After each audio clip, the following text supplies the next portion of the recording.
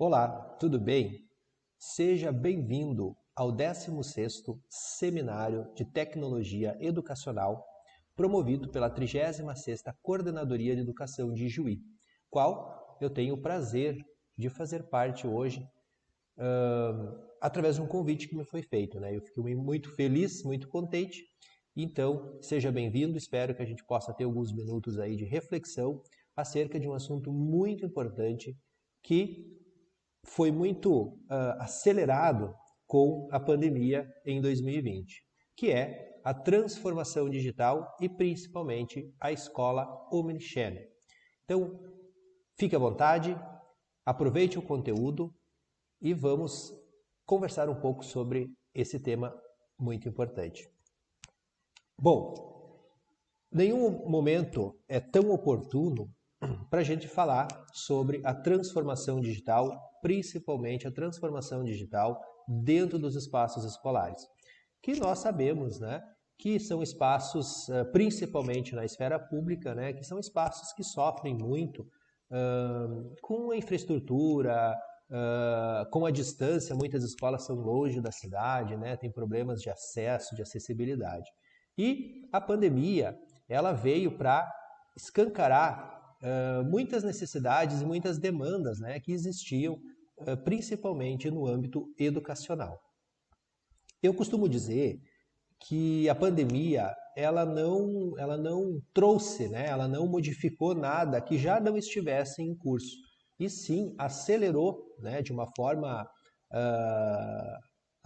brusca, digamos assim, essa transformação digital nos espaços. Então, para os professores que vinham já entrando numa lógica de transformação, tiveram que, da noite para o dia, porque foi realmente da noite para o dia, tiveram que reorganizar totalmente as suas vidas e suas carreiras, assim como diversos outros profissionais também. Então, o nosso tema de hoje é a transformação digital e a escola omnichannel, que nós vamos explicar aí na sequência o que quer dizer, né, uma escola omnichannel. Bem, me apresentando um pouquinho para vocês, né, eu me chamo Rogério Hansen, eu sou especialista em marketing, educador Google e fundador, né, cofundador do projeto Empodera Digital, que lá no final a gente vai conversar também um pouquinho sobre o projeto. Bem, pessoal, aí vocês devem estar se perguntando o que um profissional de marketing, né, o que um marqueteiro está fazendo, né, nesse meio, né? O que o marqueteiro tem aqui de tão importante para falar sobre educação, né? Bom, antes de mais nada, eu sempre estive muito relacionado à área da educação, né? Sempre estive muito próximo. A minha função dentro do marketing, ela andou muito pelo marketing educacional. Então é uma área que eu sempre respeitei, que eu sempre gostei. Costumo dizer que eu sou um aprendiz nato, né? Porque eu sou de uma geração que passou por toda essa transformação digital, né? Eu nasci num ambiente onde a televisão era preta e branca e hoje eu tenho que estar inserido, assim como todos nós, num mundo totalmente conectado. Mas, principalmente, eu comecei a perceber que o marketing e a educação tem muita coisa em comum, né? Tem muita coisa em comum.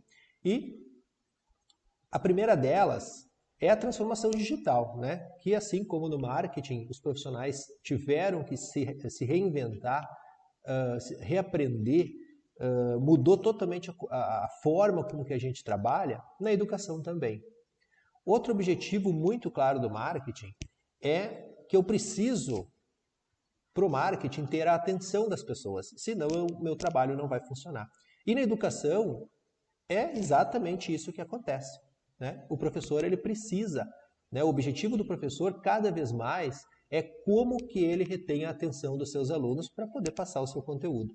Então, é um objetivo em comum entre o marketing e a educação. Nós precisamos, né, para o nosso trabalho fazer sentido, a gente precisa da atenção das pessoas. Um outro passo, né, um outro ponto que liga a educação com o marketing é que nós estamos sempre buscando convencer alguém de algo, não é verdade? Então, o profissional de marketing, evidentemente, precisa convencer as pessoas a comprarem, a adquirirem um serviço, e o professor, mais do que nunca, precisa convencer os seus alunos a absorverem o conhecimento. Então, é outro ponto muito similar, né? Um ponto que cruza a carreira de marketing com a carreira de professor. Eu costumo dizer que o professor, na verdade, ele é um marqueteiro também, né? Porque ele precisa todos os dias passar o seu conteúdo, ele precisa todos os dias da atenção do seu público, ele precisa se reinventar. E o quarto ponto é que a reinvenção é a nossa companheira, né? Então, tanto os profissionais de marketing quanto os professores também, né? Eles dormem de um jeito e acordam, e talvez o mundo já tenha mudado e nós temos que estar sempre se reinventando. Óbvio, né, que a reinvenção ela é uma companheira de todas as profissões.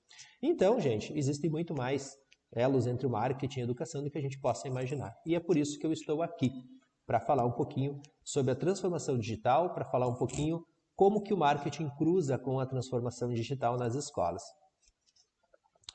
Bem, para a gente iniciar a nossa conversa, para a gente iniciar o nosso papo, a palavra transformação talvez seja uma das palavras mais ditas, mais mencionadas no ano de 2020, porque de fato todo mundo precisou se transformar. E o digital também, né? Porque além da transformação, todo mundo precisou se adequar ao digital. E o maior exemplo de todos é esse aqui, é este seminário, que chega à sua 16ª edição e até a 15ª sempre foi feito de forma maioritariamente presencial. E hoje nós estamos aqui reunidos, né, num grande público, mas de forma totalmente online, totalmente digital. Mas é importante a gente ter em mente, ter consciência, que a gente não pode confundir a transformação digital com a transformação para o digital, né? A primeira, que é o que nós vamos falar hoje, ela é uma cultura, ela é algo que está dentro de nós, né? É um comportamento. E a segunda, sim, trata-se de tecnologia. Então, o que nós presenciamos em diversos casos, né? As pessoas confundirem, transformar uma escola para o digital do que necessariamente ter a cultura digital. Como é que eu vou exemplificar para vocês? Bem, uma escola, se ela implementar um laboratório de informática, ela fez uma transformação para o digital, né? Se uma escola adotar um processo de matrículas online, ela se transformou para o digital. A transformação digital é fazer com que isso funcione, é fazer com que isso esteja enraizado no nosso dia a dia.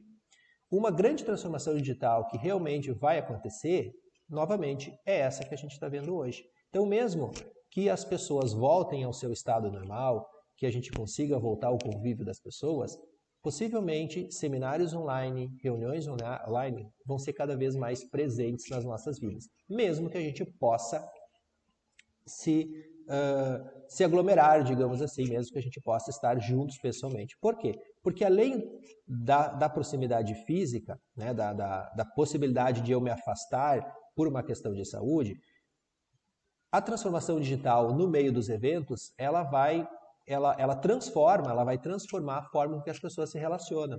Então a gente tem deslocamento, a gente tem um seminário em dias de chuva, em dias muito quentes, então tudo isso vai ser levado em conta quando a gente organizar um evento daqui para frente. Então essa transformação digital já vai estar incorporada. Então a partir do momento que eu criar um evento e ele for online, não vai causar mais estranheza nas pessoas, porque as pessoas já estão acostumadas. E isso é uma transformação digital nesse meio. Assim como na escola, né? Muitas escolas, principalmente as escolas menores do interior, elas não tinham o hábito de de transitar conteúdos online. Então, o aluno ia na sala de aula, sentava, o professor dava o seu conteúdo, a sua matéria, o professor ia e o aluno ia para casa com o seu tema, com a sua atividade. Então, hoje se criou várias ferramentas para o ensino de forma à distância, o ensino à distância. Então, o que pode acontecer? Aliás, o que vai acontecer é que, mesmo que a gente volte ao nosso estado dito normal, né, ao nosso estado de convivência, muito conteúdo pode ser passado de forma online. Então, é importante a gente não confundir. O que nós vamos tratar hoje e o grande desafio das organizações, das escolas, dos educadores é realmente a transformação digital. Como eu faço isso tornar parte do meu dia a dia. né? E não necessariamente investimento em tecnologia.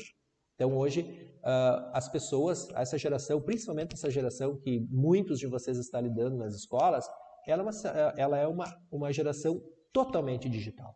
E como é que eu me relaciono? Como é que eu falo a língua deles? Então é isso um pouco que a gente vai tratar hoje, mas é importante sempre, né, não confundir. As pessoas geralmente confundem, então é importante não confundir, né? A transformação digital é cabeça, é cultura, é comportamento. Bem, pessoal, tudo bem. Então, a transformação digital, ela não é transformação para o digital. Ok, entendido. Mas, afinal de contas, o que é a transformação digital? O que a gente quer dizer com transformação digital, principalmente nos ambientes escolares? Bem, pessoal, eu acho que aqui,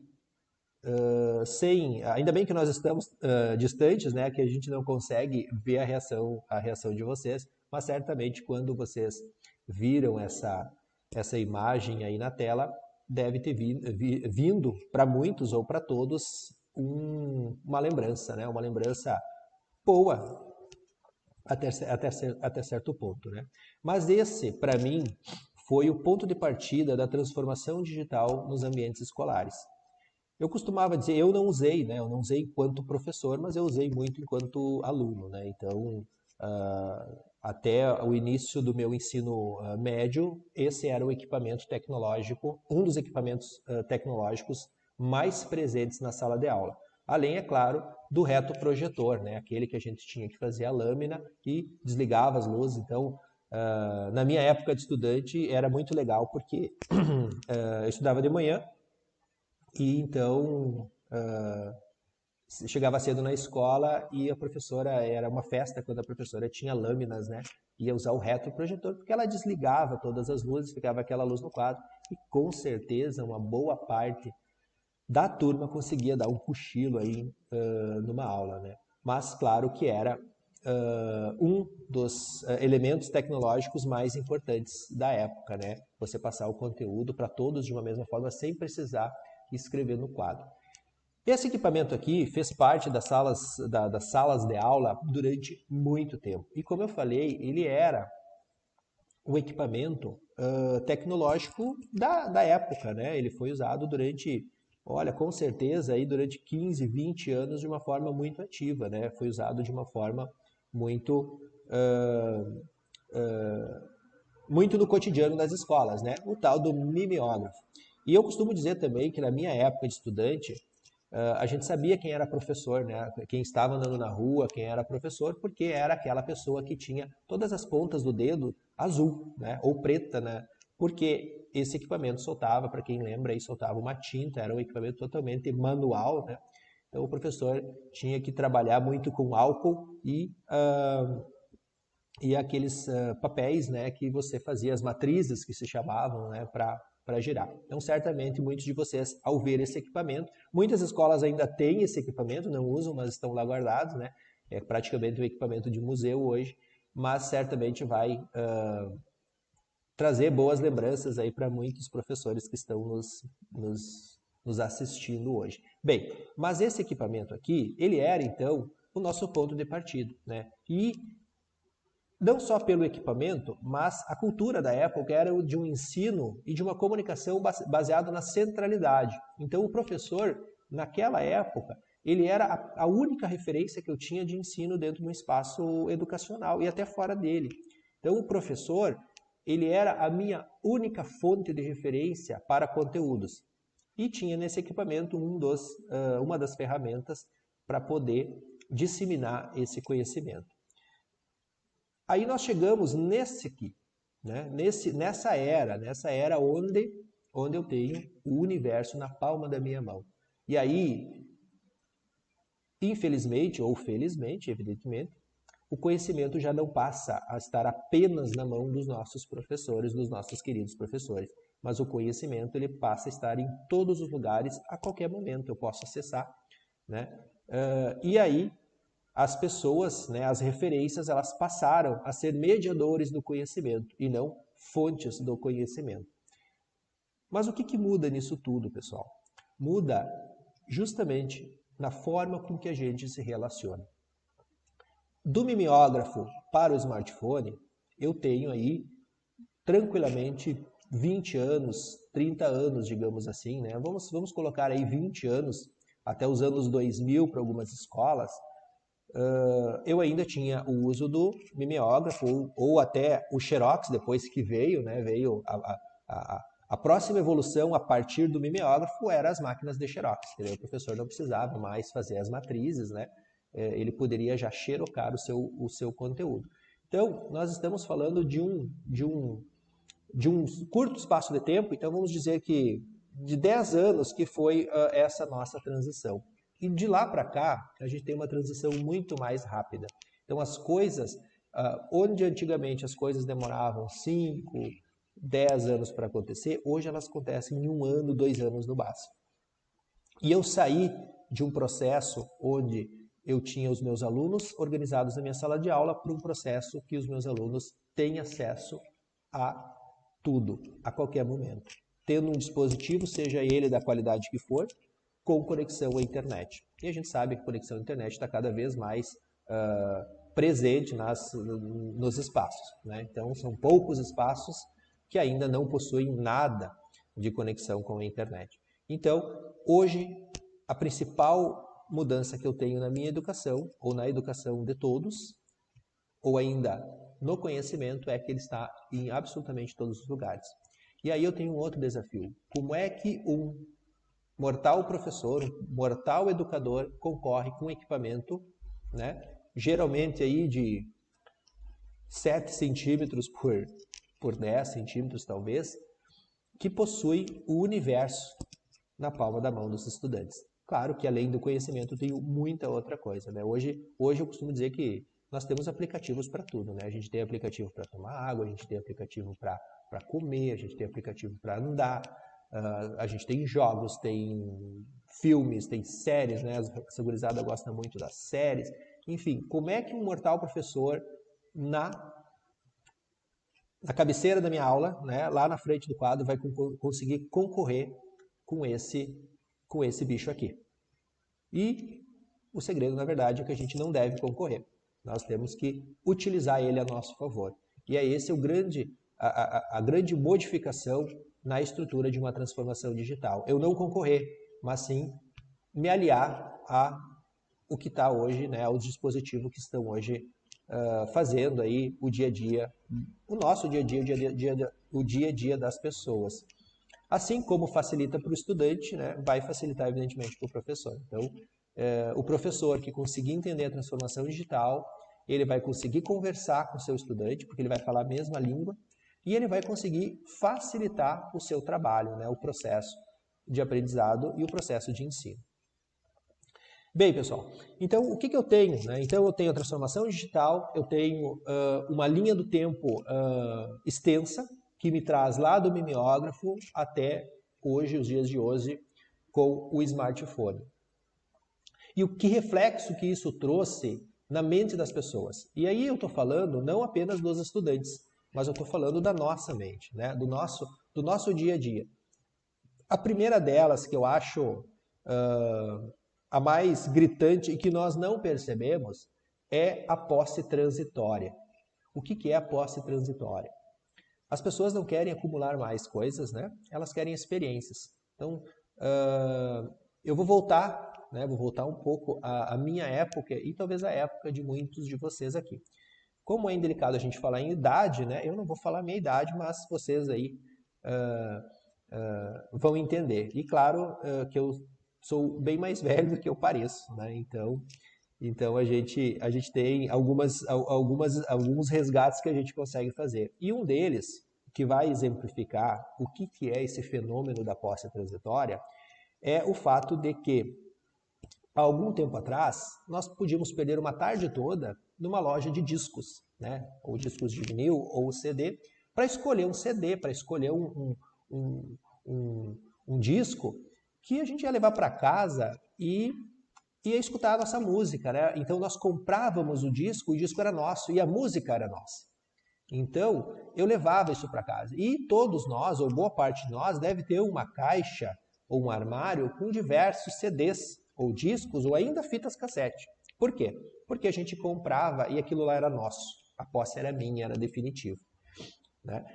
Eu comprava um DVD, né? Eu comprava um filme e a gente acumula coisa. Então, eu costumo dizer que quanto mais antiga é a geração da pessoa, mais coisas ela tem guardadas dentro de casa. Então, fica aí o exercício para todos vocês, né?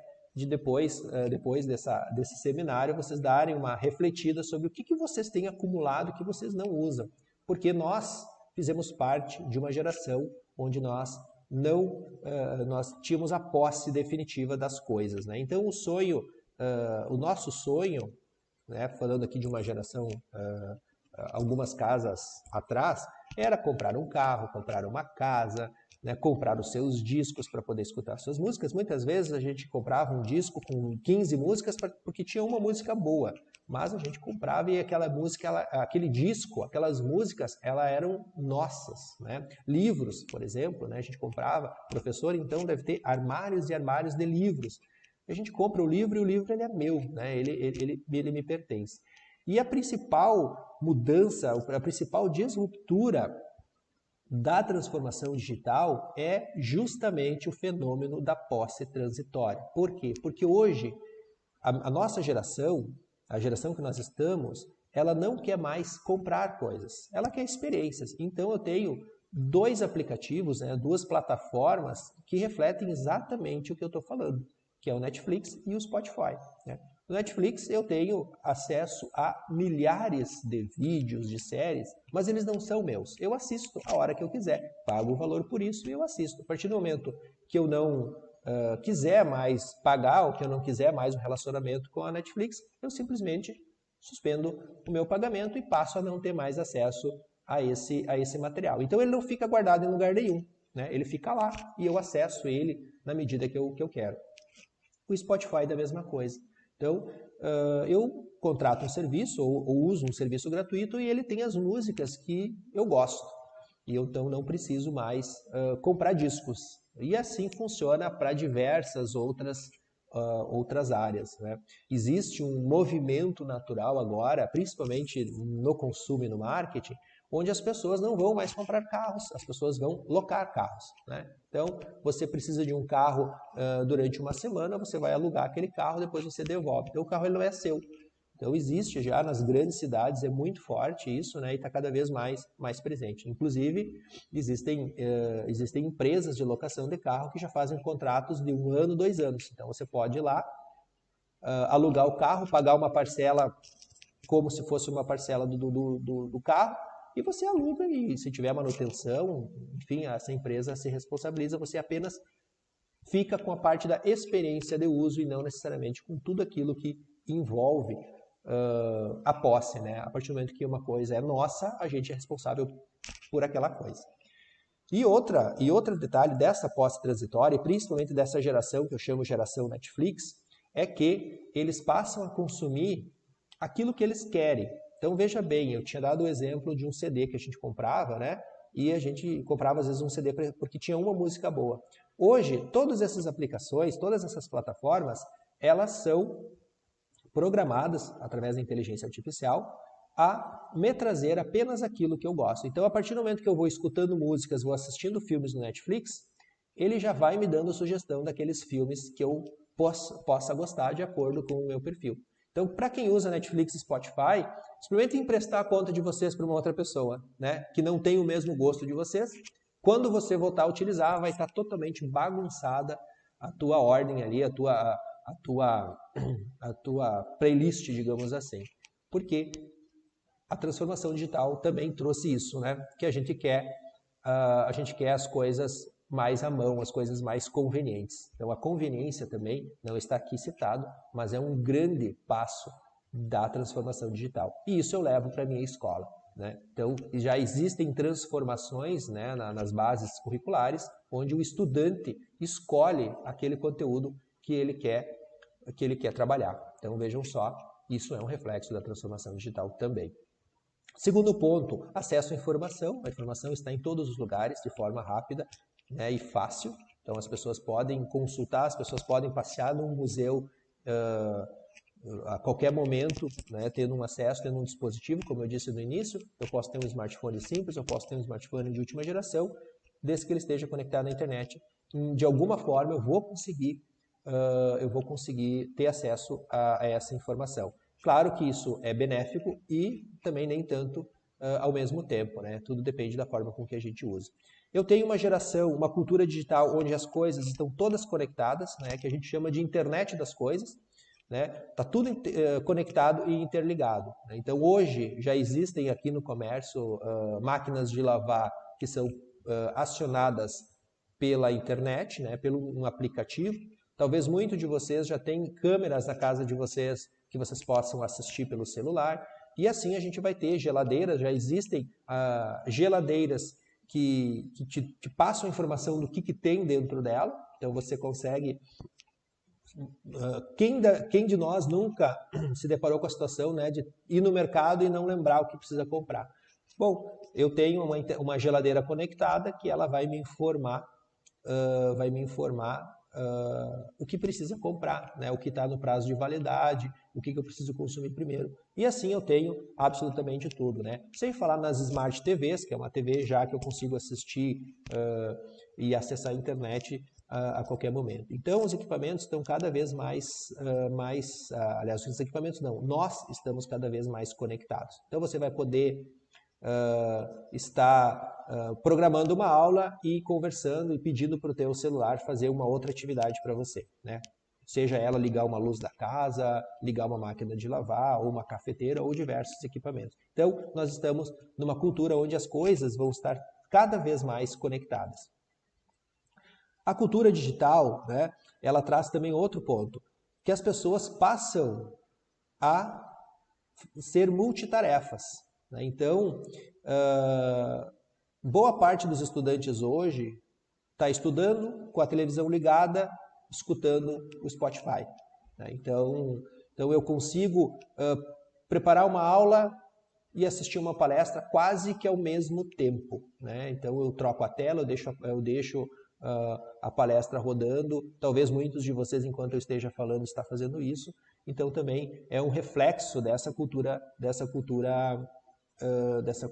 digital, né, da transformação digital. As pessoas cada vez mais multitarefas e às vezes tarefas até bem distintas uma da outra.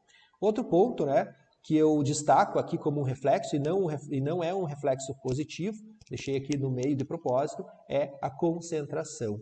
Então, vejam só, nós estamos trabalhando com uma geração, nós estamos lidando com uma geração que consegue fazer várias coisas ao mesmo tempo, mas tem grandes dificuldades de concentração. Então esse também é um reflexo, não é positivo, evidentemente, mas com certeza todos nós, e principalmente vocês que estão na linha de frente da sala de aula, vocês se deparam com graves problemas de concentração. Então a gente costuma dizer que é uma moçada que escuta podcast, vai fazendo as atividades ao mesmo tempo, assiste TV, maratona uma série durante a madrugada, mas tem grandes dificuldades de se concentrar, de reter a atenção. E é justamente por causa disso, porque eu tenho vários pontos de distração no meio do caminho. Então, vou voltar lá atrás na minha sala de aula tradicional, digamos assim, eu tinha o professor, era eu e o professor, e às vezes, né, para quem tinha uma janela na sala de aula, acontecia alguma coisa no espaço externo que poderia desprender a minha atenção. Fora isso, eu não tinha mais nenhum acesso. Hoje eu tenho bips e sinais sonoros diversos dentro de uma sala de aula. Eu tenho um celular vibrando, eu tenho várias outras coisas que acontecem. E, tomando por base que a sala de aula ela já não está dentro da sala, ela está fora dela, então imagine como que o professor, eu estou imaginando hoje, qual o desafio que você consegue impor, né, em ensinar com um estudante em casa. Então imagina, se ele tem vários pontos de distração dentro da sala de aula, que é um espaço feito para isso, você imagina em casa, né, que ele tem milhares de pontos de distração. Então, um reflexo não positivo da cultura digital é, de fato, a concentração. Mas, voltando para as partes positivas, eu tenho essa possibilidade, e as pessoas usam muito isso, que é a personalização. Então, hoje, tudo aquilo que pode te tirar tempo de escolha incomoda a gente. Por quê? Porque é uma transformação que a gente está passando, né? Então, como eu falei lá antes na minha playlist do Netflix, as pessoas cada vez mais vão querer que as informações estejam organizadas da melhor forma com que ela consome. Então, se nós olharmos as nossas redes sociais, por exemplo, Facebook, Instagram, enfim. Todas as informações que estão ali são informações que estão organizadas através de uma inteligência artificial para aquilo que eu gosto, né? Então, a partir do momento que outra pessoa usa o nosso computador, passa a vir informações que a gente não gosta, justamente por isso. Porque a transformação digital, através ou com a ajuda da inteligência artificial, faz com que o mundo ele fique cada vez mais personalizado. Então, volto também aí às bases, né, de ensino que estão trazendo isso, onde o aluno vai poder personalizar o seu ensino de acordo com a sua vontade e a sua necessidade. Bom, pessoal, então, características, né, as principais características da transformação até aqui. Tudo é aprendizado, tá? As máquinas estão aprendendo sozinhas e nós aprendemos a cada minuto, né, a cada segundo. Parece óbvio falar isso, que tudo é aprendizado, mas está cada vez mais gritante, né, que tudo é aprendizado de fato. Tudo a gente aprende e a gente tem que passar a utilizar. Então a gente absorve as coisas com uma rapidez muito maior e a gente já aplica aquilo que a gente está aprendendo. Então o aprendizado ele está mais, né, está girando, está mais entre nós do que a gente imagina. A gente deixou de ter grandes mudanças num espaço grande de tempo e passou a ter pequenas e talvez diárias mudanças. Então, a transformação digital, o processo de transformação digital, ele não demora para acontecer. Ele acontece em doses menores, mas todos os dias.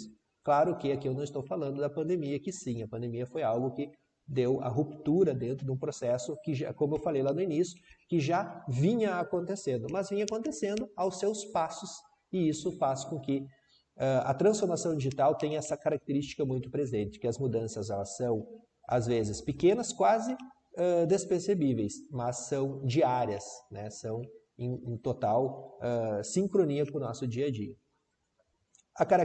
Outra característica da transformação digital é a autonomia, então cada vez mais os agentes está autônomo para poder tomar suas decisões e para receber o conteúdo, o relacionamento com o digital da forma com que quer, né, de uma forma autônoma, então ele não precisa estar incluído num bloco de pessoas, né, então as pessoas estão cada vez mais individualizadas nesse sentido, então as coisas são feitas para cada um que está aqui, né? Então o celular de vocês ele é feito para vocês. A partir do momento que vocês compram e que vocês passam a utilizar, ele passa a fazer parte da persona, ele passa a fazer parte do corpo da gente, assim como uma Smart TV, assim como qualquer outro dispositivo que a gente tenha e até mesmo a mentalidade. Então as pessoas estão buscando, dentro de um processo de transformação, ser autônomas, né?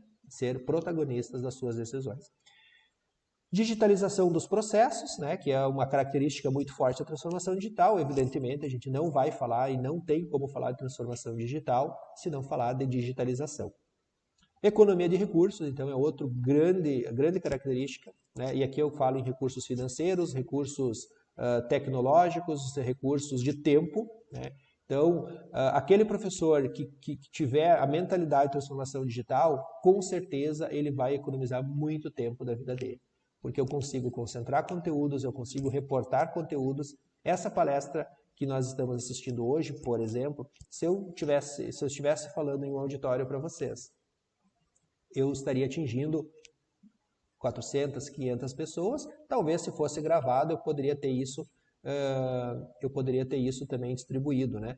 Assim, eu estou aqui falando para um universo, que eu não tenho a mínima dimensão de quantas pessoas são, né? E são muito além daquelas pessoas que estão inscritas, né? Esse conteúdo vai ficar e talvez possa ser consumido no ano que vem ou por um bom tempo. Então essa economia de recursos, vejam bem, né? Ela está acontecendo e é um reflexo da transformação digital. A gente está falando muito em home office, né? Se fala muito em home office. O home office, além de vários benefícios e vários problemas, um dos grandes benefícios que ele vai trazer, principalmente para as grandes cidades, é a economia de recursos. Você imagina que muitas pessoas vão, né? Quantas vezes o professor vai até a escola para trabalhar só num planejamento? Bom, daqui a pouco Dentro de uma lógica de transformação digital, o professor pode ficar na sua casa. Então, é um combustível que ele economiza, é uma passagem, é uma estrutura, enfim, economia, né, de tempo.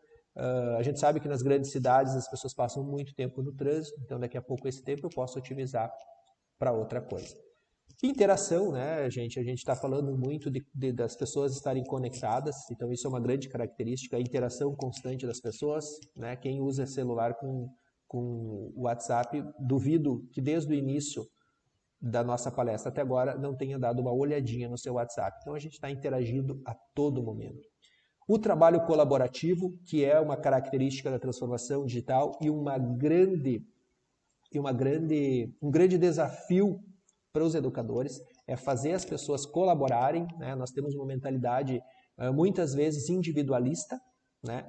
Na verdade, nós, quando somos pequenos, a gente é colaborativo, né? A gente está lá no jardim de infância e parece que como a gente vai ficando mais velho, a gente vai ficando mais individualista, né? Então a gente tem dificuldade, às vezes, de trabalhar em colaboração. Então essa é uma grande característica da transformação digital, mas também um grande desafio, principalmente dos educadores. Fazer essa gurizada, né? Colaborar, trabalhar junto, sair de dentro da sua caixinha, da sua bolha, ou até mesmo da sua tribo, né? Nós vemos muito nas escolas assim as tribos, né? Separadas. Bom, como é que a gente faz todo mundo colaborar, né? Trabalhar de uma forma colaborativa? Sem dúvida, a transformação digital ela traz uma melhoria na qualidade do ensino. Tá? Eu costumo dizer que muita coisa que a gente está vivendo esse ano ela não é transformação digital. Nós fomos obrigados a trabalhar dentro de um processo novo. Então, isso faz com que muitos professores tenham resistência à transformação digital porque acham que isso não vai dar qualidade, mas de fato a real transformação digital, a transformação digital original, digamos assim, ela sim traz muita melhoria na qualidade do ensino, tanto para quem ensina quanto para quem aprende.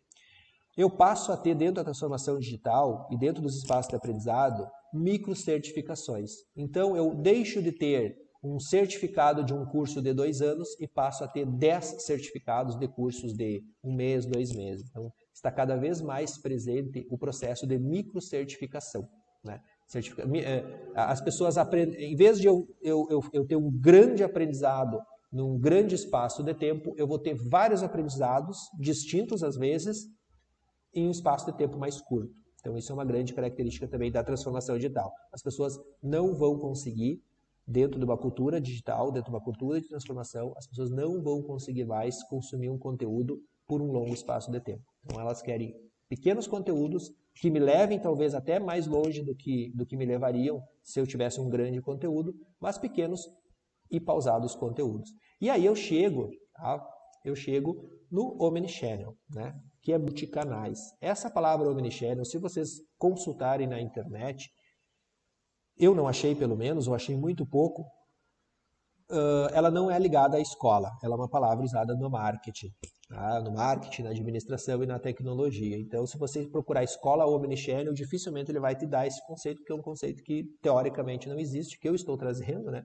Claro que eu não vou ter a pretensão de dizer que eu estou inventando alguma coisa, evidentemente que não, mas é uma palavra que eu acho que casa muito bem com a realidade e com as escolas. E o que é o omnichannel, pessoal? É multicanais. É eu ter escola em todos os lugares, além da sala de aula. Então, isso talvez para mim é a grande transformação digital que vai acontecer dentro dos espaços nos próximos anos, mas nos próximos poucos anos. Né? Quando a gente fala próximos anos, talvez a gente, na nossa mente, na nossa cabeça, venha 10 anos. Não, próximos anos, 2 anos, 1 ano, talvez até menos. Então, o que eu tenho? Qual que é o conceito da escola omnichannel?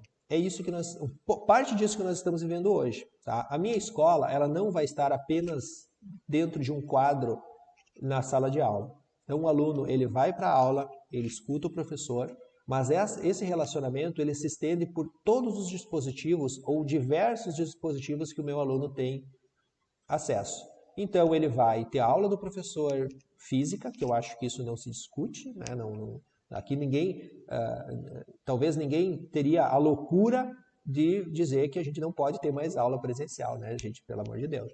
Aula presencial, o aluno vai para a escola, mas o aluno sai da escola e ele tem acesso a um conjunto de materiais do professor no seu smartphone, ele pode ter acesso a algumas aulas do professor gravadas na Smart TV, ele pode receber um livro online e aí ele vai tendo contato com o aprendizado em diversas etapas do dia. Voltando de novo ao passado, né? Na minha época, o que tinha? Eu tinha aula de manhã e à tarde minha mamãezinha pedia para mim estudar 1 hora, né? Geralmente aí entre 6 e 7, 7 e 8, depois do banho da tarde, né? Então brincava de tarde, fazia as atividades, ajudava na casa, enfim, tudo aquilo. E aí à noite era obrigatório, né? Sem choro nem vela, 1 hora de estudos. Então, o meu contato com o conhecimento era de manhã na minha aula e 1 hora à tarde para me fazer os meus temas. E o resto do dia eu podia fazer qualquer coisa, né? Claro que muita gente, no final do ano, ali do segundo semestre em diante, começa a bater aquele apavoramento que eu não vou passar, daí começa a aumentar essa carga de contato, né, com a minha aula. Fora isso, nós não tínhamos mais momentos de aprendizagem, né? Eu não tinha mais acesso a conteúdo nenhum, não porque a escola não permitia, mas porque a gente não tinha essa cultura. Hoje não. Hoje eu tenho que estar, né, enquanto educador, enquanto profissional de marketing, onde que eu tenho que estar? Eu tenho que estar onde o meu público está. E meu público está onde? Em diversos lugares. Então, o grande desafio para os próximos anos é uma escola multicanal, uma escola que vá além da sala de aula, além daquele ensino tradicional que a gente tem conhecido. Tá? Então, boa parte disso já tem acontecido, mas como eu vou repetir para vocês, né? Não vamos tomar 2020 como um parâmetro de qualidade do ensino, porque a gente sabe como que as coisas aconteceram. Mas trouxe para a gente aprendizado suficiente para que, mesmo com a volta do ensino presencial, eu consiga distribuir a minha escola em diversos outros canais. Bem, encaminhando aqui já para a parte final da nossa fala, né, a gente tem algumas tendências que irão estar presentes, né, vão pautar a educação nos próximos meses. Bem, a primeira delas é o ensino híbrido, né, que tanto se fala aí nas escolas, nos espaços, né, que é esse ensino que eu vinha falando até agora há pouco, que é a sala de aula está em todos os lugares, né, e também além do tempo que o aluno passa dentro da escola. Então essa é uma grande tendência, já tem acontecido, muitas escolas já estão avançadas dentro desse processo, mas é uma grande tendência, que é esse ensino de diversas formas, não apenas daquela forma que a gente conhece, que é o aluninho sentado na frente do professor. Então, para mim, essa é a tendência mais avançada hoje, né, que a gente tem vivido e se acelerou por conta da pandemia. Outra tendência muito forte que está vindo, né, isso a gente tem visto muito, é a tal da cultura maker. Né? O que é a cultura maker, na verdade? Né? É desenvolver o aprendizado dos alunos, né, a própria disciplina através de uma problematização real. Né? E isso interconectando com as disciplinas. Né? Isso faz enfim, tem diversas pesquisas que provam que isso é uma forma de aprendizado muito eficaz. Né? E aqui eu trago também a colaboração como parte do processo. Lembra que eu falei anteriormente do ensino colaborativo, né? As pessoas do trabalho colaborativo, então a cultura maker traz muito isso. Né? As pessoas têm que colaborar para resolver um problema real, e esse problema real depois pode ser interconectado com as disciplinas, com geografia, matemática, português, enfim, tudo que a gente trabalha aí nas bases de ensino. Qual que é o grande desafio da cultura maker? Talvez vocês estejam pensando, né? É realmente a estrutura, né? Hoje nós não temos, pelo menos na esfera pública, a gente não tem aí tanta estrutura ou nenhuma estrutura que vá para isso. Mas é uma tendência, então nós precisamos estar ligados nela, porque se as escolas não conseguirem se preparar, se o poder público estadual e municipal não conseguir se preparar, a necessidade vai vir de uma forma ou outra. Né? Então a cultura maker está muito em voga ultimamente, grandes escolas já têm aplicado isso. Nós sabemos que há um limitante de estrutura, mas é uma tendência. Outra tendência fortíssima também, que junto com a cultura maker ela tá vindo, né, mas ela tem uma abordagem um pouquinho diferente, que é a gamificação e a robótica. Então hoje muitos professores já utilizam a gamificação no seu processo de aprendizado. Nós temos aqui dentro do projeto Empodera muitos relatos de professores que utilizam isso de uma forma muito eficiente nas suas salas de aula, né, que é a gamificação, principalmente, né, você ensinar através de microjogos para que o aluno possa aprender de uma forma mais efetiva, né. Não é um método novo, isso aí existe há muito tempo, muitos professores, principalmente do ensino primário, já usam isso há 30 anos, né, então, mas está vindo agora. Então, quando a gente fala em gamificação, tá, pessoal, pode parecer muitas vezes que a gente está passando por um game, né, por algo eletrônico. Não, às vezes o professor fisicamente numa sala de aula pode promover a gamificação fisicamente, sem uso da tecnologia, por exemplo. Claro que a tecnologia ela tem diversas, né? Hoje existem diversos sites, diversos aplicativos que ajudam o professor a produzir conteúdos gamificados, mas não podemos ficar limitados à tecnologia. Então, por isso que eu disse, no meu ensino, hoje eu sei que era gamificação, né? Talvez na época não tinha esse nome, era joguinhos, enfim. E a robótica, né? A robótica assim como a cultura maker, é algo que tem, aí sim, aliada à tecnologia, tem trazido muitos benefícios à educação. Existem kits hoje prontos, né, de robôs que as escolas podem comprar e os alunos montar os robozinhos para, enfim, quem aí é da área pedagógica vai saber muito mais do que eu dos benefícios que isso tem dentro de um processo de aprendizado. A realidade virtual e inteligência artificial, então essa sim, ela tem a presença muito forte da tecnologia, mas é aquilo que a gente tem falado, né? Hoje, com o acesso que os estudantes têm às ferramentas tecnológicas, eles conseguem fazer uma visita a um museu no outro lado do mundo sem precisar sair de casa ou sair da sala de aula, né? E a inteligência artificial também, ela pode nos ajudar a auxiliar os alunos no processo de aprendizagem, uma vez que eu estou falando de uma cultura, né, de uma transformação digital onde as coisas são personalizadas, né? Lembrem que eu falei também anteriormente sobre a personalização dos processos. Então, cada aluno ele é visto de uma forma individual. E às vezes o professor ele tem que ensinar de diferentes formas, né, diferentes alunos. Então, aliado à tecnologia, isso pode ser um benefício muito grande, né? Vai ser um benefício muito grande dentro dos espaços educacionais, né? Então, mais uma vez, em alguns casos, a realidade virtual e a inteligência artificial batem na questão da estrutura, na questão dos recursos, mas da mesma forma existem muitas alternativas aí gratuitas que estão disponíveis para poder ser utilizadas. Então, é uma tendência, tá, pessoal? É uma tendência e aí os educadores que conseguirem entender isso também podem ter mais sucesso nas suas ações, né, no seu processo de ensino dos seus estudantes. Aqui eu tenho o Lean, educação Lean, né, que a gente chama, né, que que reúne, na verdade, duas tendências, que é o empreendedorismo e o design thinking, né, que é também, esse sim, o design thinking é algo relativamente novo, mas que trabalha essa questão de provocação, né, provocar os estudantes a buscarem soluções por meio de um problema real, né? E o Design Thinking usa diversas metodologias que possam ajudar os alunos a aprenderem. Então, quem não conhece ainda esses termos, pesquise aí, porque realmente é uma tendência bem legal e é uma tendência relativamente fácil de ser implementada na sala de aula e que faz parte de uma transformação digital. Aqui que eu estou falando para vocês, né, ele passa pela educação, mas tudo isso aqui, ele está presente no marketing, na administração, nas empresas, na medicina, na engenharia.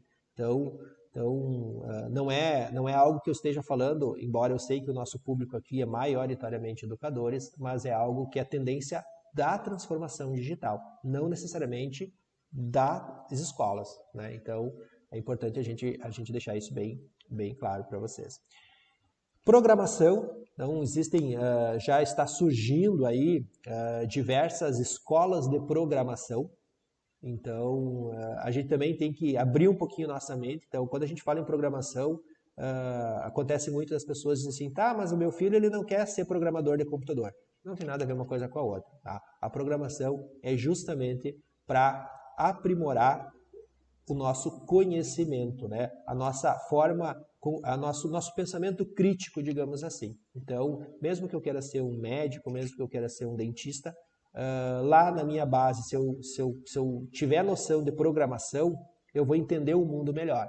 Então claro que muitas pessoas podem dizer assim, ah, mas na minha época não tinha isso e eu me criei, como a gente sempre diz, né? Na verdade, porque eu estou falando de um processo de transformação digital e dentro de um processo de transformação digital, a programação é sim importante e está inserida dentro do processo. Eu tive a oportunidade na minha vida profissional de trabalhar com programação e eu sei que hoje isso muda muito a forma com que a gente consegue pensar, a forma que a gente consegue resolver os problemas, né? E às vezes eu nem uso a programação. Claro que eu trabalhei com programação muito básica, né? Nunca fui um profissional da área, mas isso realmente faz com que a gente olhe o mundo por perspectivas diferentes e consiga resolver problemas lógicos, né? Que a gente sabe que essa gurizada também tem bastante problema de concentração, de lógica. Então a programação é uma grande tendência aí em todos os espaços, mas que na educação está muito, muito presente.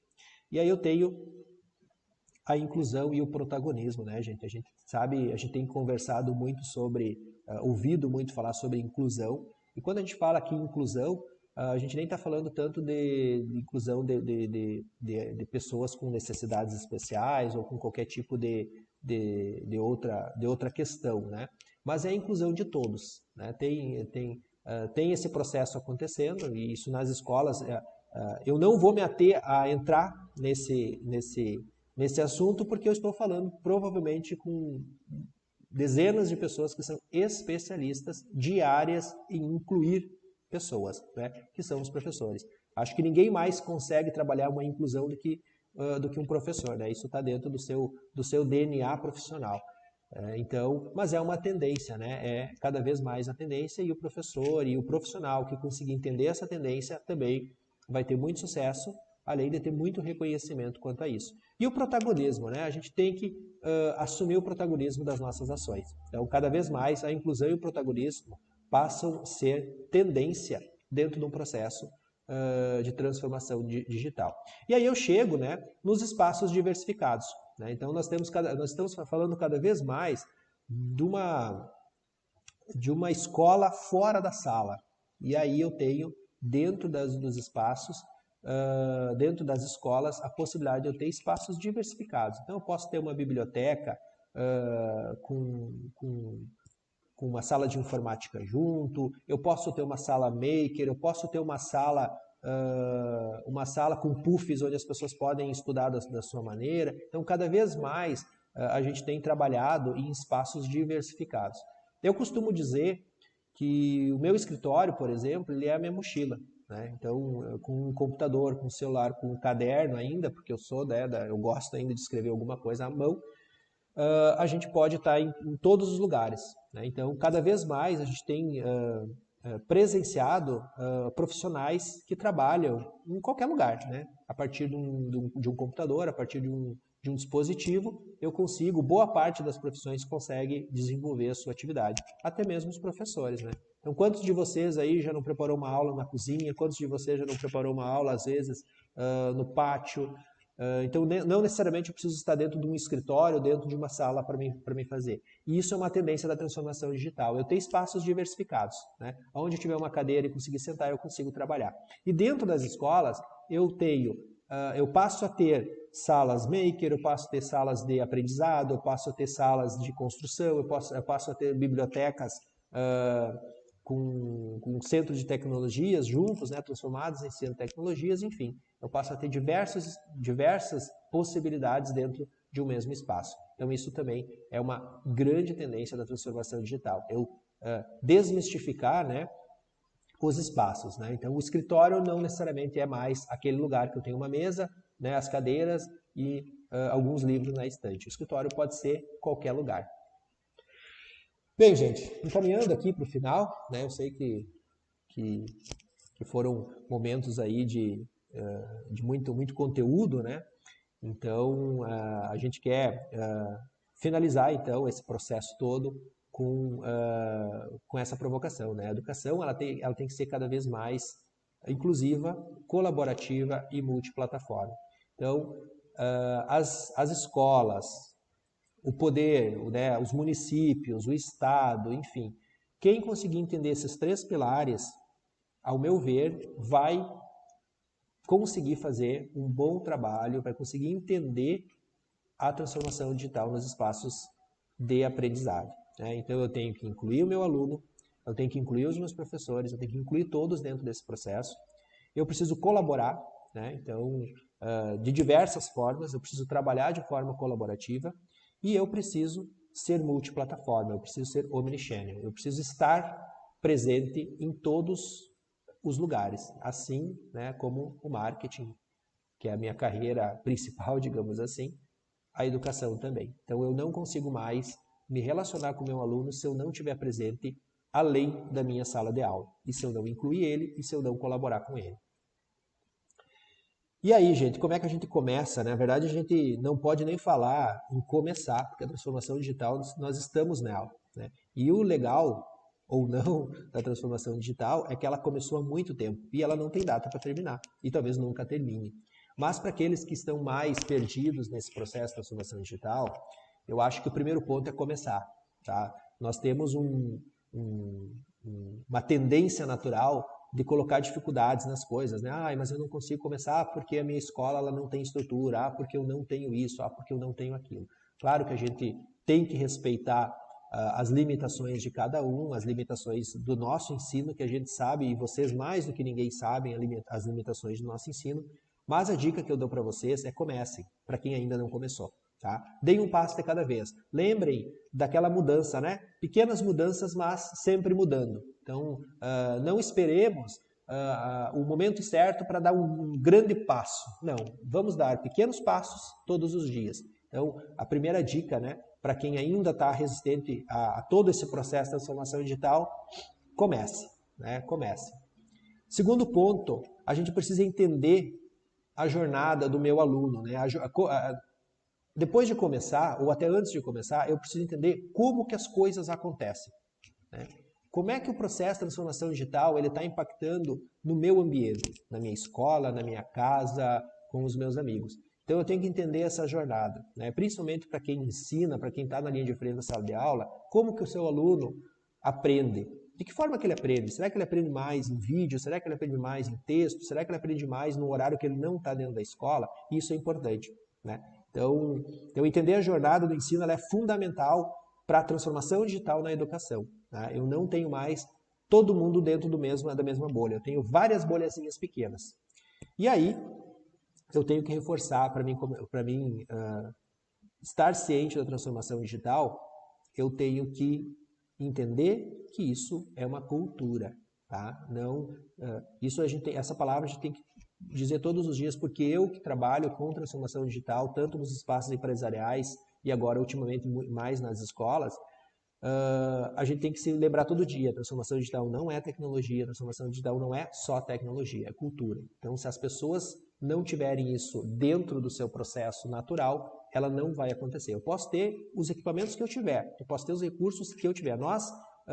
Eu conheci diversas empresas, diversas instituições de ensino com uma estrutura mirabolante, né? Com um laboratório de informática de última geração, com sala maker, empresas com os processos totalmente digitalizados, mas que não funcionava. Por quê? Porque as pessoas não estavam transformadas digitalmente, as pessoas não tinham isso como cultura.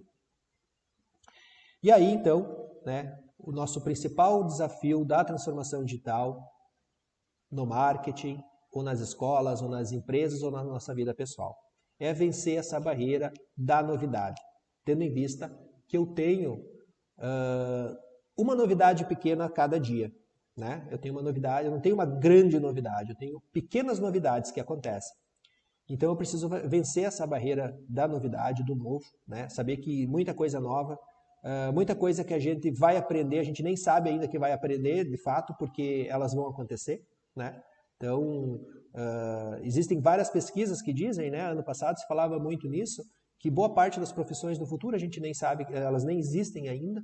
Então, como é que a gente vai ensinar, como é que a gente vai conseguir ensinar um adolescente, uma criança, a ser um profissional que a gente nem sabe em que área que ele vai trabalhar e ele nem sabe se essa área existe ainda, né? Então, vencer a barreira do novo, temos que estar ciente, né, que o que a gente sabe hoje, ele já não é mais suficiente para o nosso sucesso, né? Isso tanto na educação quanto no marketing.